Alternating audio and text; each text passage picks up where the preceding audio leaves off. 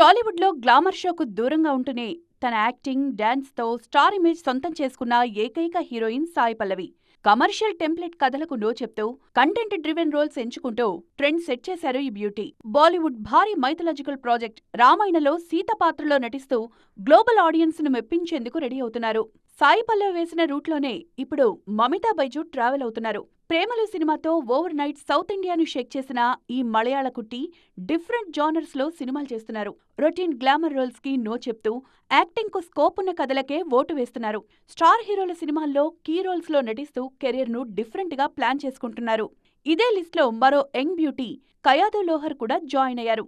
తన మొదటి సినిమాల నుంచే బరువైన పాత్రలు ఎంచుకుంటూ విమర్శకుల ప్రశంసలు అందుకుంటున్నారు. కేవలం గ్లామర్ డాల్ గా ముద్రపడకుండా నటిగా తనను తాను ప్రూవ్ చేసుకునే క్యారెక్టర్స్ ను ఏరి కోరి సెలెక్ట్ చేసుకుంటున్నారు.